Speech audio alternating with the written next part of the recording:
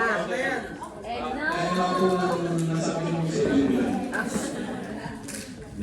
Una sa lahat, napapasalamat ako kay God kasi lahat kayo naging parte ng buhay ko. Sa hirap lang.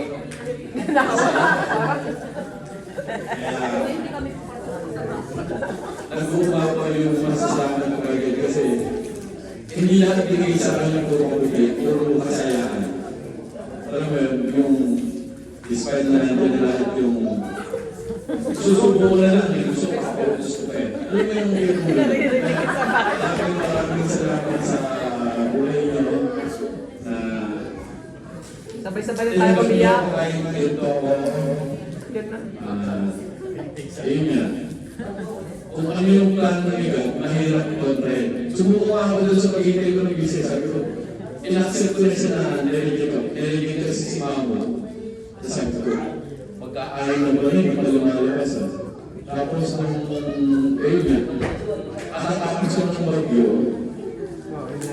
So yung Apple Watch ko, kasi dito ko nag-video yung mga message sa akin eh. Nagulat ako na message yung mga PC. Marang pwede ko naman ako ah. So, umakit mo na ako. Ito yung feeling na sabi ko, ako pakit ako, Lord, kung hindi yung feeling mo, hinilang ko na kahit kasi, alam mo yung feeling na pag-negative agad yung ano mo, iba yung masasabi ko. Sabi ko, kumikita ako, Lord, kung hindi yung feeling mo talaga, kung negative mo na or what, okay lang sa akin. Tapos, pag-akit ko sa taas, nandun siya kaya ako sinigil ko muna, sabi ko, ako muna. Tapos, pag-okay ko dalawa yung message, sabi ko, bakit dalawa? Pero sa nilagay ko niya, ako lagay ka na naman. Pero pag hindi ko lagay niya, sabi ko, approve. Eh, nakasalamin ako, medyo nakakita yung kapatid magkakapasa.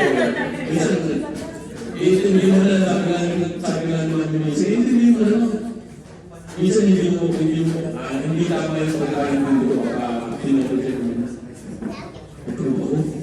Tapos ako lang nagsalit sa mga mga thank you Lord sa mga ganyan. Kasi yun yung ano ba sa tapos sinabi ko chato. Sabi ko chato, tingnan mo nga baka parang yun ang makaisip ko. Tapos nung order ni chato, sinabi ko na gano'n.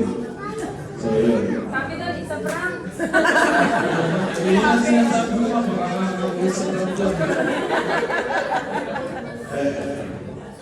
So yun, thank you. Salamat sa opinion ni God kasi na talagang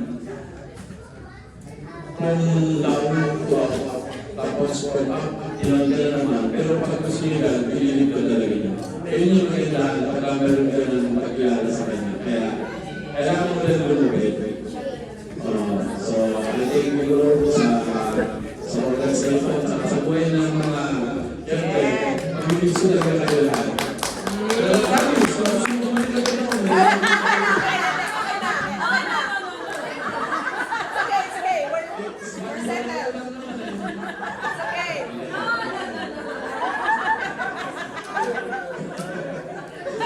salamat sa mga oras na binigay niyo ngayon. Kaya, thank you sa soul. Thank you very much.